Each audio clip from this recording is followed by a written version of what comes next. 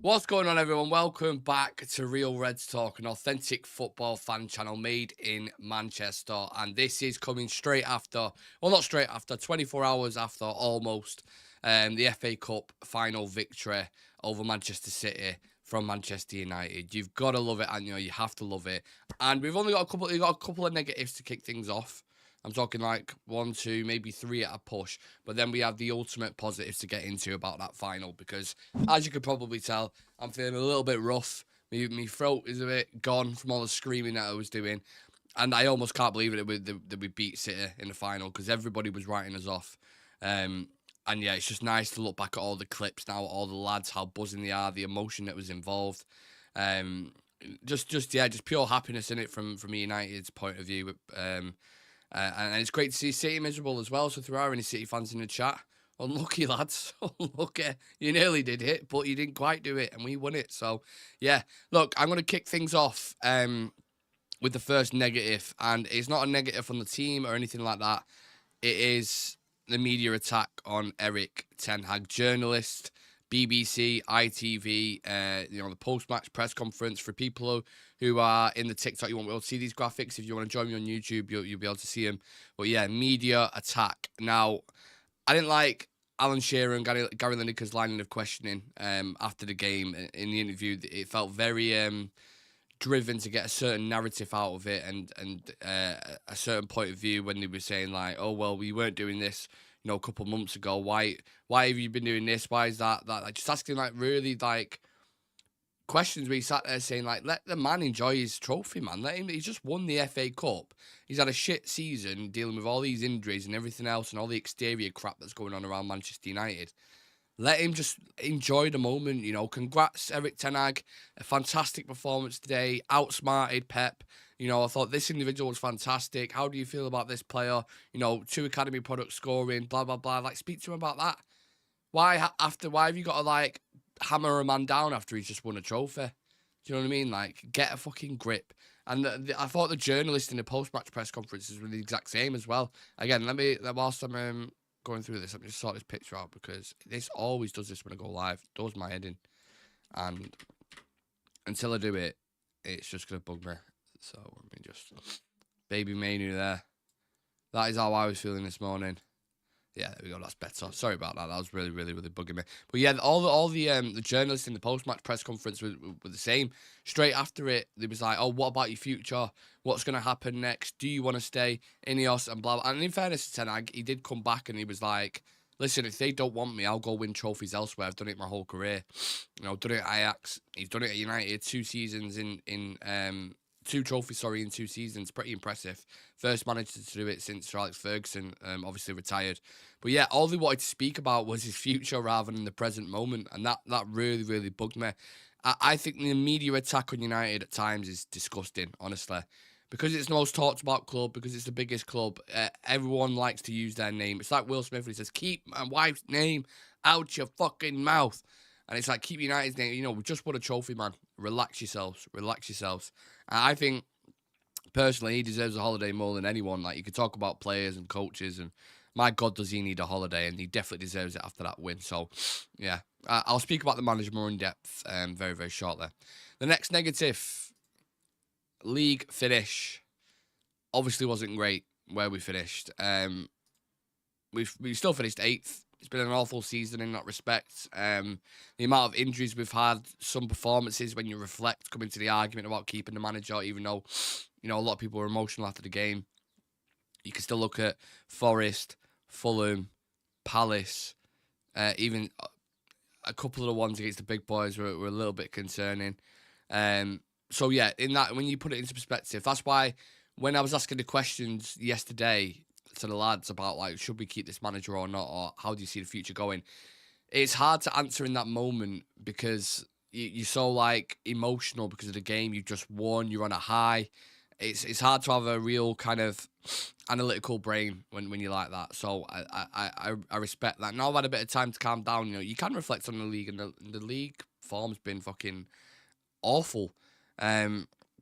And it does leave a black stamp on the manager. But at the same time, you can't argue with the trophies either.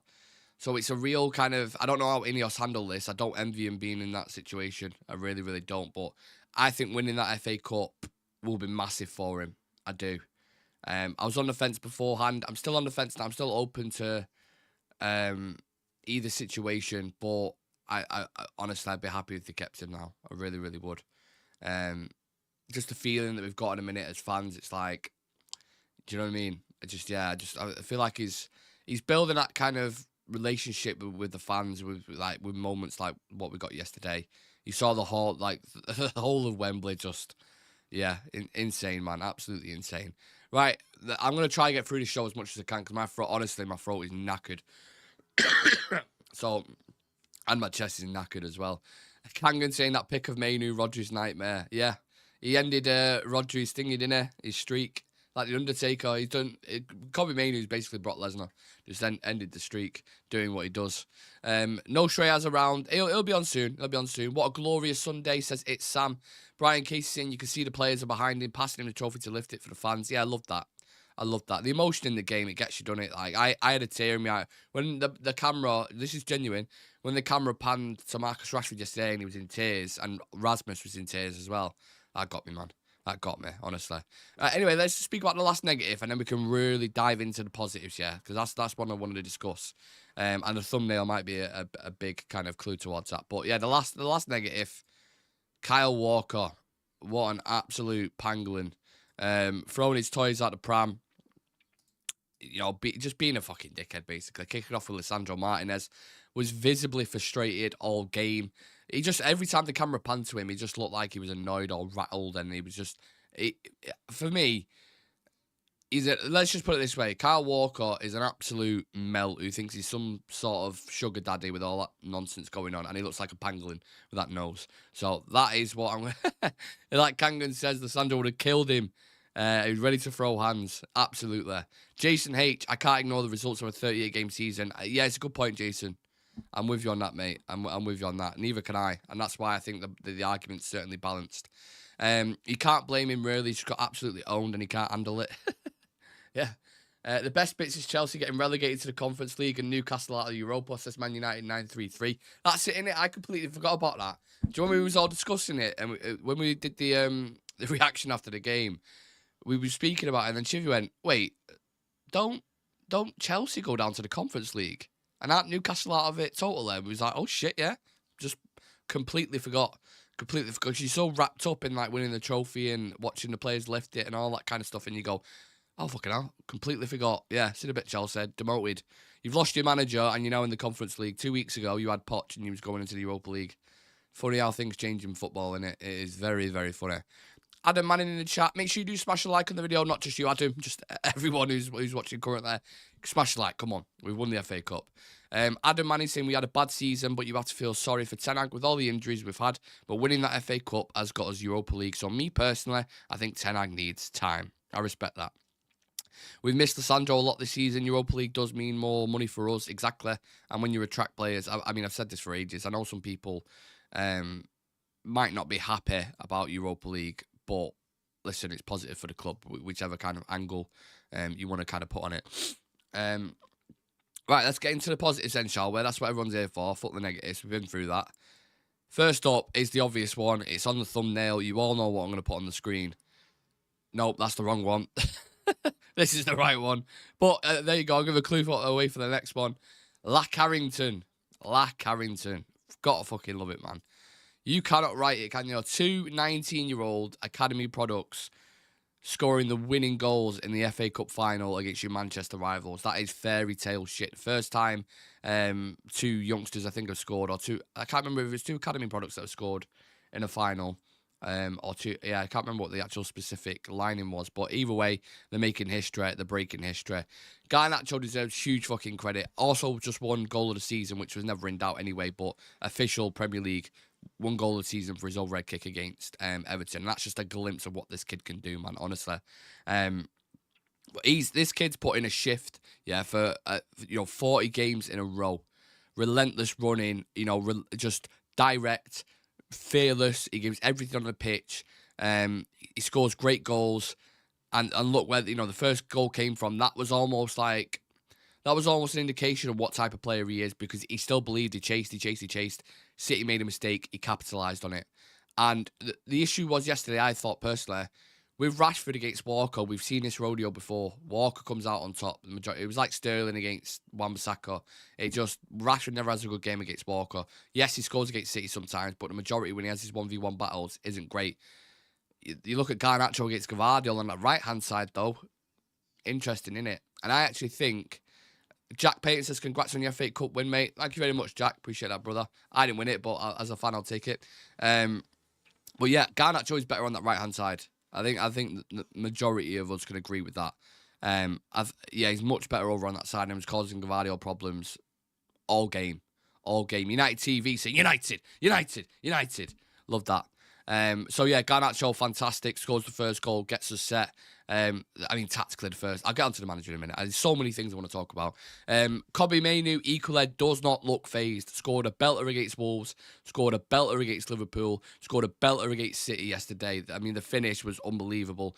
Paul Scholes, a lot of people know Paul Scholes, right? Absolute fucking legend.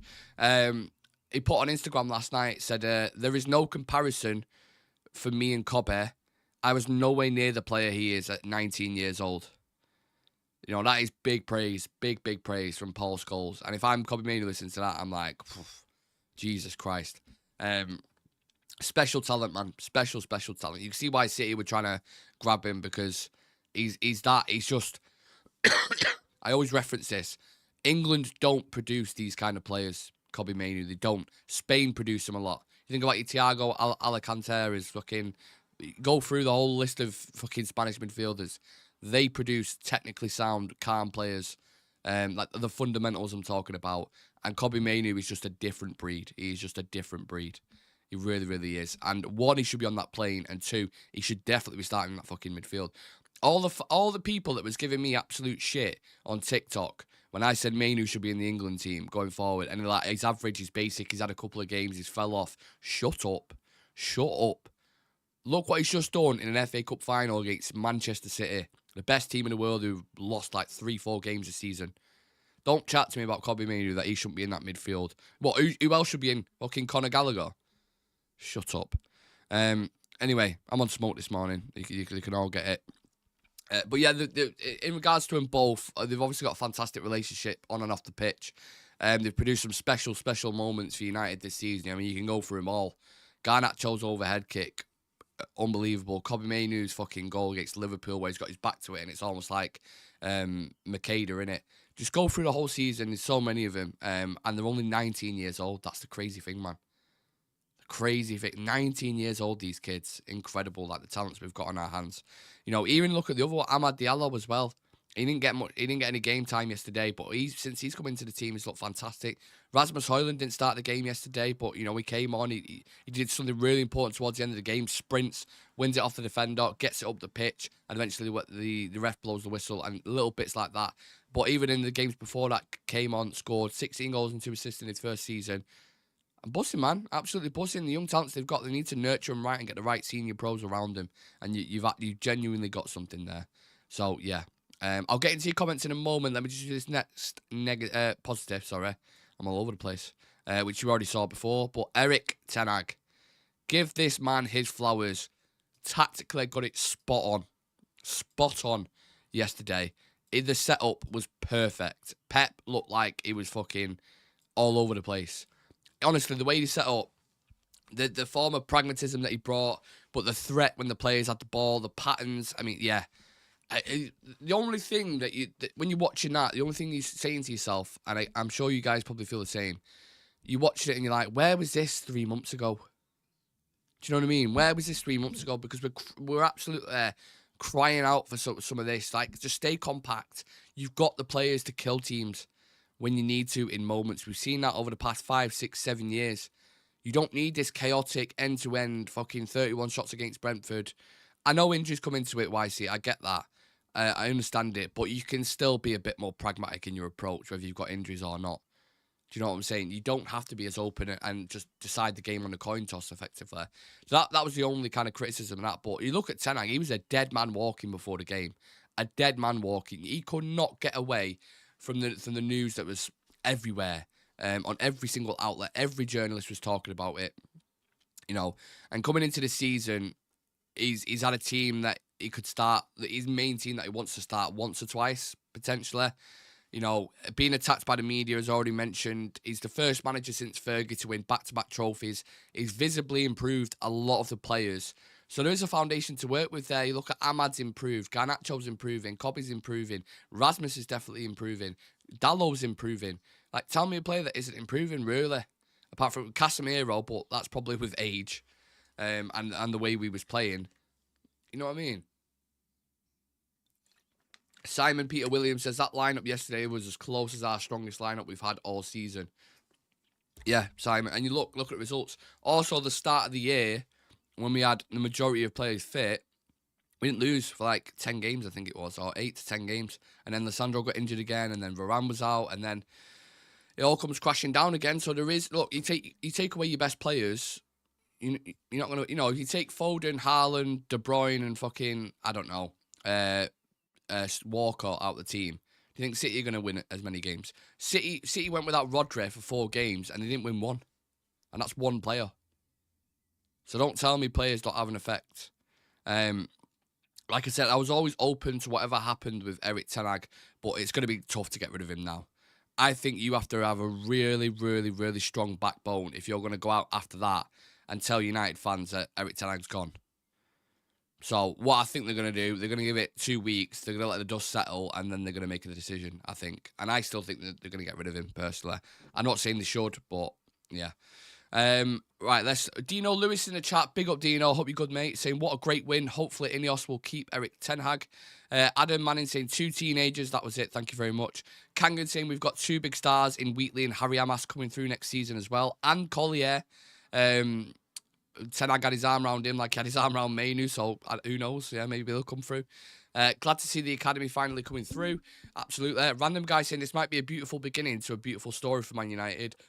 I just hope Ineos can make the right move of keeping Trophy ten Hag. I've given up on Ratcliffe, just another Glazer. Oh, wow. Strong. Needed a ball distributor alongside Mainoo to get the best out of him. His calmness and ability on the ball is elite. Yeah, he plays like a 28-year-old veteran. He plays like a senior pro. He really, really does. And talking about a veteran and a pro, this is the next, you teed me up for the next positive, so let's get into it. If you are live on TikTok, come and join me over on YouTube, man. Come and get involved with the community. It's growing every single day. We're on 5,117 subscribers, by the way. So we're trying to get to 10K. We're on the road. If there's anyone in TikTok that want to come and join us and hop in the chat and have a look at the graphics visually, you're more than welcome to. The link is in the description if you want to do that. But if you want to stay on TikTok equally, do your thing, man. No problem. I'll happily interact on both because that's what I'm here for. So, Raphael Varane's farewell. Now, this is not positive he's leaving. I don't mean it in that sense, but we saw yesterday Varane and Leach are together, dominant. Varane, I mean, look, both of them together started for the first time in forever and showed why we've missed them so much. Honestly, they really did. Varane had some really important moments. His in-box defending, in terms of just defending the 18-yard box, he's one of the best in Europe still. I'm absolutely convinced of that. He's top level.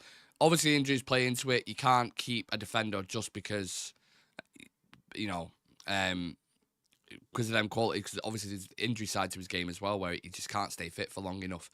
But it's probably not the way for Varane. It's probably not gone the way he thought. After we signed, we finished second in the league. Then we signed Varane, Ronaldo, and Sancho. You're probably thinking we're going to challenge for a title there. Ollie crashed. Big high in ten Hag's first season. Come in, won the Carabao Cup. Been a bit of a disappointing, well, not a bit, it's been disappointing league season this year, but then he wins an FA Cup as well, so 2 trophies. It isn't bad at all to add to his astonishing cabinet that he's already got. An FA Cup, a Carabao Cup, a World Cup, a Champions League, a league title, Spanish Cups. The guy has won everything, as well as being a captain for his country. So he is on a top level when it comes to prestige in Europe, and it makes you question, if he could have stayed fit. My God, what a centre-back. What a centre-back. I wish him well wherever he decides to go. I have no animosity or negativity towards Raphael Varane. I think he's a top pro. And if he wants to go back to France, if he wants a new challenge in Saudi or something, go join Ronaldo. And if Casemiro goes as well and, get the band back together, the Real Madrid band, look, I've not got a bad word to say about him. So, yeah, I wish Rafael Varane all the best. I mean, he's been decent since coming in. Mainoo having his Saka Euros moment in the summer. Shame Tottenham got nowhere near the cup. Callum drops us a follow. Thank you very much. Make sure you smash that like for us if you can. Let's get some more people in the chat. Appreciate you, brothers. Thank you very much. And drop us a follow on TikTok and YouTube and hit that subscribe button. The next positive, my voice is going, is almost gone. We've got to talk about this, man. Let me pull it up. El Capitano, is that how you say it? I don't even know if that's a translation or not, but yeah. Bruno Fernandes, for months this season, we have been craving a performance like that. And, you know, there's always a comparison with De Bruyne and Ødegaard. And, you know, De Bruyne is kind of in the tail end of he's starting to drop a little bit, picking up more and more injuries. And I'm not comparing them as players. I'm not. But you look at the players that was on the pitch yesterday, he was better than Foden, he was better than Bernardo Silva, and he was better than Kevin De Bruyne. Straight facts, no cap. Leadership, guidance, fast thinking, technical ability. He's a motivator. He's class. He's calm. Everything you want. But that was in one game. You know, the first 6 months of the season, I was questioning him a lot. I was like, why does he keep putting in average performances? Like, it was winding me up. This guy's the captain of Man United. You know, that is a big title for any player. Yesterday, I almost feel like for a lot of the season, Bruno was trying to fill holes of the team that's been left. So then his game completely gets taken away. Does that make sense? Like, you know, he's trying to fill in. A prime example is the Galatasaray game, for example, where McTominay's out of position. He bombs on to try and get into the box, gets caught out. Galatasaray get a transition, go up the pitch. Bruno's back, makes the foul, screams at Scott, and then Galatasaray go and score. So he's almost trying to do too much and manage a load of everywhere where it's actually taken away from his game. But Roy Keane touched on this yesterday, and Roy Keane, to say that he's proven wrong, or say, like, you know what, I owe my hands up, you have to do something pretty significant. And like I said, that takes a lot for Roy Keane to say. Repeated after the game, he wants to stay at the club, he loves it here, so, yeah, look, you've got to keep hold of that guy. I mean, it's not even a question for me, you have to keep hold of him. Even if Saudi come in, you know, you've got other things that you need to focus on rather than selling Bruno Fernandes. You know what I'm saying? He's your last of your worries. He is the last of your worries. Bruno's an absolute workhorse, says Kangan. Random guy says there's a reason why he still plays every game for Portugal. 100%, he's a creative machine. Listen to the other players. De Bruyne put him first when he got asked. Maddison, Ødegaard, other players. He was like, nah, Bruno's a creative machine, man. He is. And when he's on it like that, yesterday, a fucking phenomenal player. Phenomenal player, man. Honestly. Oh, doesn't Sonny D hit you right in the nuts, man? What a drink. Sensational. Team game. Is that the last positive I've got? Yeah. It's all about the team, innit? You know what I mean? We could talk about individuals all day. We could talk about certain performances, but this ain't golf. This ain't darts. This ain't boxing. This is football. It requires a whole team to step up and perform as a collective, and you saw that yesterday. Sure, individuals can win you certain games, and we have moments, like I said, but the shape, the organisation, the togetherness, the work rate, the communication, leadership was top level. And we've not seen that probably for the majority of the season. It's the odd game that you can kind of pick out. But you can't beat a team like Man City without performing well together and having them key things like communication. You saw Lissandro and Varane in that back line, and they was a big part of it. Lissandro's presence, I mean, it's so underrated, honestly. I always call him the captain without the armband, and he really is. He's a big leader in that team. He had another phenomenal... I probably should have put him on the positives, to be honest, in this section.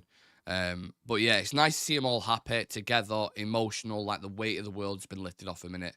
You know, like, and you can imagine, because the criticism that they've had this season, and rightfully so, for some of the performances, especially Crystal Palace, to have a moment like that, you can only imagine. That's why probably you saw a lot of them. Rashford crying, Højlund in tears, Varane almost brought to tears, and he's like the most calmest guy. Lissandro taking it all in. Yeah, shit like this when it happens, you just sat there and you're like, yeah.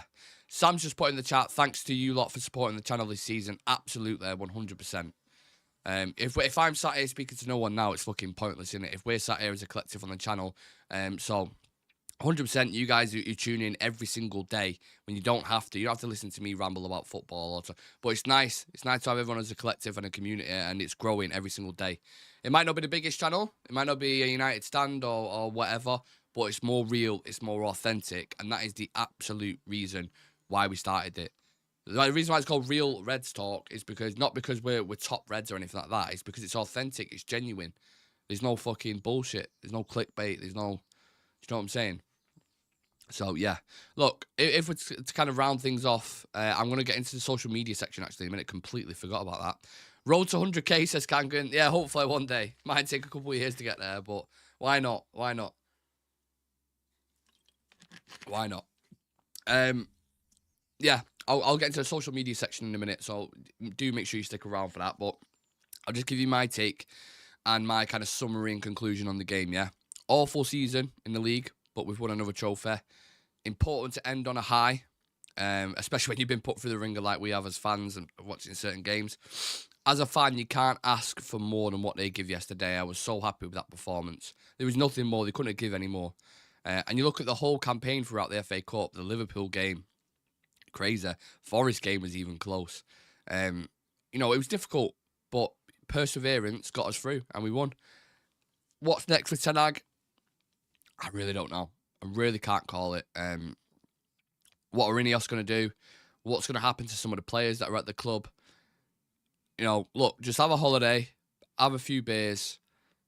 We'll come back to the desk and we'll discuss, because we've got a massive summer ahead of us, and this channel is going to be busy as fuck with transfer news. You've got the Euros that are popping off. There were so many things, and a lot of that, there'll be quite a few members' videos coming out on certain transfers and player profiles, and so any members that are in the chat in a moment, do keep an eye on that. If you want to become a Real Red Ultra, it's about £3 a month or something. Help support the channel. You get exclusive content, badge next team name, and a chance to feature on the show. So if anyone wants to become a part of that, we had a couple join in from TikTok yesterday. A 66-year-old man, Richard, I believe it was. Richard, I don't know if Richard's in the chat, but what a legend. He joined yesterday. He said the reason why is because you don't talk nonsense like all the other channels, and that's the message that we want to try and keep there and keep it real and keep it authentic. You know what I'm saying? So I appreciate every single one of you. Now we can focus on the transfer window in Europe and see what the crack is. Right, let's go to social media and let's see what the reaction was online. A couple of my favourite people here. You've got Laurie Whitwell, Jay Motti, who's been on the channel. Well, both of them been on the channel. H, who I would like to get on the channel. He's like a tactical kind of analyst on social media. He does bits for the overlap. Fantastic guy as well. And Jack Fawcett's similar as well in terms of like his analysis of the game. But yeah, H put on X yesterday. I keep going to call it Twitter, man. Wait, let me just mute that a sec. I never do this, but I got the lineup spot on, the game plan spot on, and even the sub spot on. Erik Ten Hag, take a bow. Absolutely spotless tactical setup. One of the best tactical displays I've seen under him. Phenomenal. And in fairness to him, he did. I watched the video that he did on it, and it was honestly very, very close. It was like he was the fucking coach. So, yeah, got it spot on there. Jay Motti was at Wembley yesterday, you know, a big part of Stretford Paddock. Said, been following United for 40 years and can honestly say two of the best games I've ever experienced. Having been during this FA Cup run, it would be mental to sack this manager, and no one can convince me otherwise. So obviously Jay's on a high there. And yeah, what a moment. I wish I was at Wembley yesterday. Kept saying that after the game. I wish I was there. I could have got a ticket. Looked incredible. Is Ten Hag still getting sacked? No one knows. No one knows. Do you think Varane was too hasty in announcing his departure from the club? It was more wages to do with anything. I think United were willing to offer him a deal, but it weren't the money that he was getting. He was like 340 grand a week. He's on at United, so he's like, I don't know. Maybe he just wanted another challenge. I'm not saying it's all to do with money, but yeah. Laurie Whitwell put on X yesterday, some graduation for Garnacho and Mainoo to go from the FA Youth Cup winners in 2022 to scoring the goals to win senior trophy 2 years later in a Manchester derby. They've played more than intended this season, showing occasional fatigue, but will be major for United for years. Again, it's hard to disagree with that. We kind of covered that as well, but yeah, Laurie Whitwell spot on there in his assessment as always. And Jack Fawcett says, Erik Ten Hag deserves massive credit for today. He nailed it, absolutely nailed it, and I'm buzzing for him. If Ineos part ways, it's never because of the quality of the manager that he is, because he is top. And I think that's where we are at the moment. It's if Ineos have a certain structure and person in mind and way they want to go, maybe the decision has already been made. But I would think I won't be as hasty to get rid of him now. After that, it's difficult, man. And it is.